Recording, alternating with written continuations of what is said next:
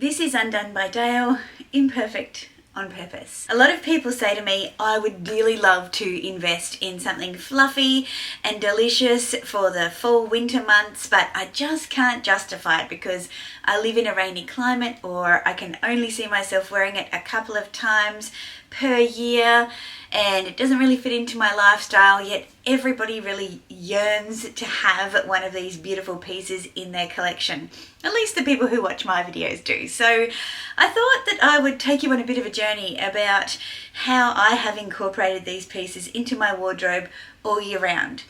For those of you who aren't aware, I live in a subtropical climate, and so that might mean traditionally that I wouldn't go for these types of textures. I do, I store them, I love them, I wear them, so I feel like I can probably, I could probably convince you too. A couple of things to get acknowledged before we start. Number one, I understand that fur and feathers are not for everybody. This applies to people outside of the luxury community as well.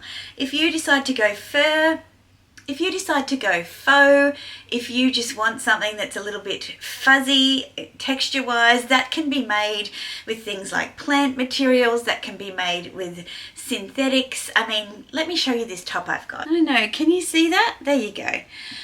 You can create a furry aesthetic with a lot of different things. So even if you're not inclined to purchase a luxury handbag like I have several of, made from these materials, you might be inspired to still invest in this sort of material, right?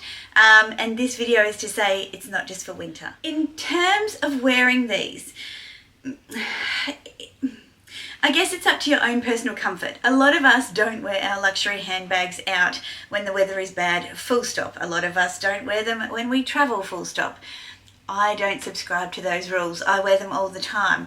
Now, when you are carrying like exotic leathers, I have personally experienced colour bleed from that just sitting on a damp surface, so I'd say that's a bit different to the furs. With the furry pieces, yeah, they were once attached to a living being, like all of our leather pieces. Those of you who think that fur is any different to having a hide of any description, I have a big question mark for you, because it still is not living because you are carrying it in a handbag. Anyway, beside the point, so if they're not overly dyed, yeah, they can get a little bit, they can get damp. Like if a splash of water gets on them, it's not the end of the world. They'll be fine. We have hair dryers, right? Hand dryers, hair dryers, things that you can just give them a light little dry. In terms of everyday storage, obviously you want things to be in a dry and cool climate. When I'm not filming in here, lights are off, it's dark, and they're kept in these cupboards behind me. When they weren't, I still kept them with airflow. I don't keep these sorts of things in dust bags. I don't think it's ideal because I don't think they can breathe very well. But if you keep them somewhere where they can be ventilated, where they don't get damp or moist, and where they stay dark most of the time in a dry climate, you'll be fine. In terms of cleaning, well, that's the one where the jury's out. I'm sure that you could spot clean just like you would with a sweater. There are probably some bags that would be suitable for dry cleaning because of their construction. That would be few and far between. I think the cleaning part is probably the most challenging. However, I would have to say that things don't tend to stick to real materials. They don't tend to stick to it because they've been, you know, through evolution designed to, you know, shake away liquids and dirt and those sorts of things. So you would be surprised at how robust they are. All right, shall we get into the 6 tips? Whilst I'm taking you through these 6 tips, I'm going to also be taking you through, or just flashing on the screen over here, I'd say, some of my outfits of the day, which illustrate how these tips work. The other thing that I am going to do is I'm going to insert mod shots of me in the outfit I'm wearing today. I am wearing a linen set, I'll put a picture up over here, and I'm going to show you how most of my fairy bags go with this summer outfit. So yeah, hopefully these tips will help you. If it was a little bit blurry before, I apologise for that. I just cleaned the lens of my camera and it looks to be a bit clearer, so I don't know what was going on there. Okay, tip number 1. Are you ready for this? Keep a colour palette that's consistent through the seasons. I know that this one won't work for everybody, so I have another tip, but just because it's cold doesn't mean that you have to wear black and navy and burgundy and brown. This might be news for some people watching this video. I have a whole winter wardrobe of my colour palette. I have a beautiful woolen lilac coat. I have an ivory woolen coat. I have a beautiful kind of light gold metallic puffer jacket from Borgna. I have accessories in all of my summer colour palette in winter. Gloves, scarves, hats. When I got my colours done, one of the things that I learned was that some of these arbitrary rules in fashion, well, they're not arbitrary at all. In fact, they're designed to just make you keep buying from season to season. And what I've learned is that my colour palette pretty much remains the same all year round. And so if you focus on understanding what your colour palette is, and if you're okay with being less susceptible to seasonal trends, then you're going to be able to invest with confidence in bags that are fluffy or feathery, because you are going to be able to wear them all year round, because you will choose colours that work for your colour palette. Now I'm going to put some photos in here of bags that I have, and I'll get some bag candy out so that you can see it, but actually let me just do that. So we'll go with this Astrakhan Fendi baguette in all of these different types, or different colours I should say. It's the same type, it's Astrakhan. And this is a type of shearling. Now I have pictures with this bag because I've only had it for just over a year, probably a year right now, wearing it in both summer and winter. And you can see that the complementary colour palette throughout the photos demonstrates why it works in both seasons. This bag I actually find probably one of my easiest fairy pieces to style, just because it has so many elements, and because to look at it, it looks like it would go with nothing. It actually goes with everything. In fact, it would totally go with this outfit.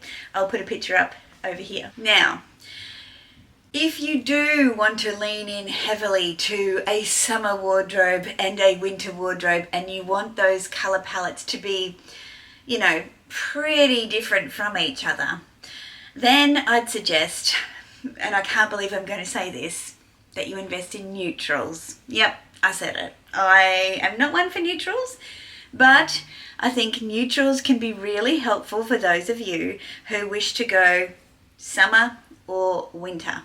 If you want to get your wear and investment or return on the money that you've spent in buying one of these bags that can make your heart sing, then purchase something neutral. Now I actually have what I would call a couple of neutral pieces in my wardrobe, and I will show you those now, and then I'll show you how I have styled. The first one that I would pull on is this Mink Fendi First in the small size, and it's a blush pink colour, which is fairly much a neutral, right? Pink is the universally complementary colour. You just have to find the right shade. Like, would this style of bag go with my outfit? I don't think so, but the colour absolutely does. So again, I'll pop in a mod shot just so that you can see, but here's an idea of a neutral that you could consider if you know, you're looking for something a little bit safer. A favourite on my channel, and one that I would consider a neutral, is this mohair Fendi baguette. It has so much texture. It's actually quite a large piece because the baguette is in here, but the fur, the mohair makes it look even bigger, like a big puffy cloud. Again, as a neutral, I find that this one's an easy one to wear for those of you who love denims. I wear it with denim, I've worn it with an all white look, but I also wear it as a lovely contrast to some pastels as well. This is one that I find I can get a lot of wear out of in summertime as well. And then finally, my most recent purchase, my Ferragamo mini hug, in this gorgeous kind of chocolatey brown grouse feathers. What have I just dropped then? Oh, my baguette fell out of the wardrobe. Now this one you would look at and think, oh, that is definitely a winter bag. No, I purchased it in spring and I have been enjoying wearing it in the spring, and I am wearing it as a contrast. So obviously this would work beautifully for the fall winter because of the colour palette, but if you choose carefully, you can also wear these kind of dark colours in your spring summer outfits because you're just looking for a contrast. So neutrals can be a way. It's not my way, but it's a safer way to invest. In fact, my lovely friend Geraldine, who lives in Vancouver, I might ask her permission if I can share the outfit that she posted today. She's in the fall and she bought this beautiful Fendi shearling baguette when she was in Paris recently, and I might have had something to do with that, just saying. And it's her first Fendi baguette and it's just glorious, and she's worn it in this kind of beautiful camel coloured look, and it's just a lovely tonal vibe. So yeah, neutrals can definitely be a way to go. In terms of styling our furry friends, tip number 3 is to mirror the colours in your outfit. So if you feel uncomfortable kind of drawing attention to the bag, or the bag looks like it's going to be out of place, then consider integrating the colours of your outfit, and your bag just becomes a broader part of that. It just adds some kind of dimension. I think a lot of the time where people feel uncomfortable when they don't want to be in the spotlight or they don't want people to look at them is because their bag is doing all the talking. What I like to do is integrate my bag as part of my look, and typically when I'm wearing these furry bags, I will echo some colour or mirror some colour that's in my outfit. You'll see some pictures here where I've been able to do that. And I think it just makes it seem more cohesive and calmer instead of something that's really ostentatious. That's what I think it seems like. I don't know, what do you think? Tip number 4 is similar but different. It's to use complementary colours from your outfit. So for those of you who don't know much about the colour wheel, let me just break this down for you. Actually, do I have a colour wheel that I can show you? Here we go. So when we talk about complementary colours, we're talking about colours on the opposite side of the colour wheel. Now, for example, a complementary colour combination that I love is mauves and greens, right? And then we've got the pink ready part up here and green as well. Then you start to look further afield. Now, they are colours that I wear repetitively in my wardrobe. Oh, here we go. Actually, that's a better picture for you to see. So anything that's kind of opposite. So if you're looking at blues and oranges, if blues are a colour that you wear quite a lot, that's a great combination to wear as well. And so you will see that I picked up my mint fox. Actually, I'll bring them both over.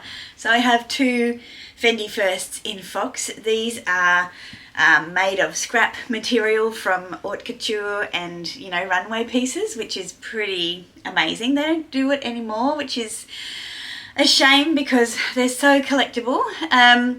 But these 2 are opposite on the colour wheel, yet very complementary together. And I don't have a full length photo, but when I got the mint, I styled it with my lovely lilac wool coat and it looked absolutely beautiful. So the contrast of having colours on the opposite side means that it's integrated into your outfit, but in a, you know, you're taking it up a notch here. You're being quite... what would you say, sophisticated in your colour pairings, by pulling a colour that you're wearing and then adding a contrasting colour in your bag. Again, this is why it can work across summer and winter, because if you keep your palette the same, then you're going to be able to create the same contrasts throughout the year. Tip number 5 is to add it as a softener to a very structured suit or a harsh colour. It may not be a suit, but a very structured outfit or a harsh colour. So I tend to find that if I wear, say, an all black outfit or dark colours, I'm way more inclined to pick up one of my fluffy bags to pair with it, and it might be in a absolute pop of colour, it might be picking up on a colour that's in the outfit, but I'm more likely to add something that's going to soften it because it feels too harsh. And you can see from these examples here where I've kind of pulled in like a fluffy element, and I might actually mirror that in my shoes a lot of the time.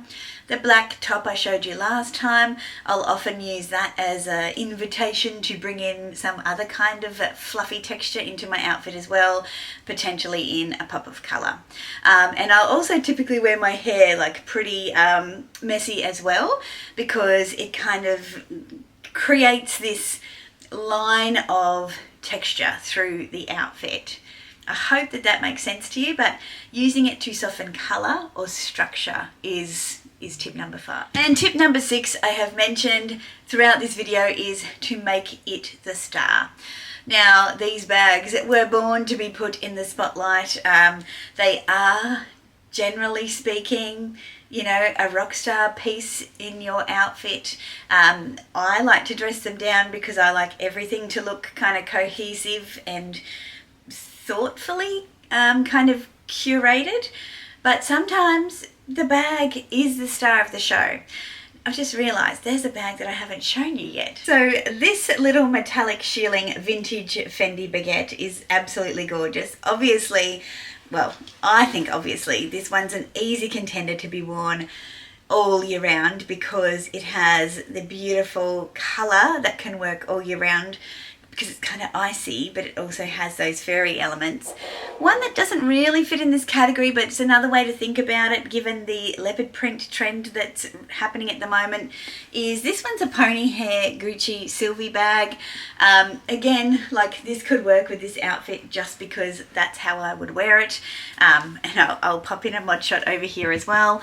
But I think if you want to make the bag the star of the show, then why not? Like, it is...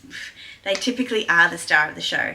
In fact, in this outfit in Paris, my mint Fendi First was definitely a star. Even though I was wearing a lot of colour and I was wearing a lot of like big things, it was a really big outfit. The bag, you know, was front and centre.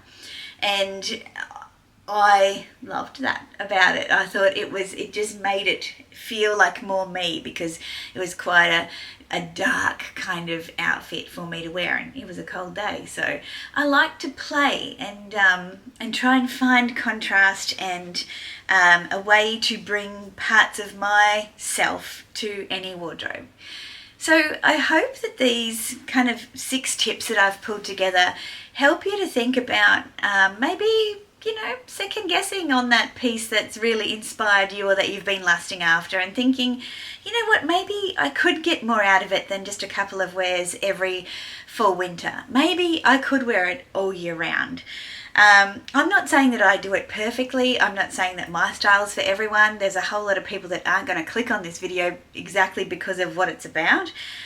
And that is okay. The point of it is just to inspire you to think differently about how you position certain types of textures in your outfits. So I hope it's gone some way to doing that. If you have enjoyed it and found it somewhat useful, please give this video a thumbs up and consider subscribing. If you haven't already, I would love to see you back here, and obviously I'm still keen to hear about your ideas for videos for this new channel refresh. Obviously, I'm doing the Undone edit, which is kind of what I'm talking about now. I'm also doing unpolished opinion videos, my unpolished perspective. I'm doing Unbeautiful, which is, you know, how I kind of use cosmetics, makeup, hair care for my own kind of aesthetic, how I apply the done but undone style to beauty and home, as well as, you know, just everyday kind of fashion commentary. I'll obviously be showing you things that I buy. I'm going to Japan soon, so I'm going to be sharing my experience there and including packing videos and a capsule wardrobe, again using some of the principles from the colour wheel, so that yeah, that might give you some inspiration on how to have fun with your holiday packing too, instead of just taking neutrals, because, you know, when you're on holidays, you want to feel like yourself as well. Not like you've gone and bought a wardrobe from a catalogue and went, I don't have to think about that.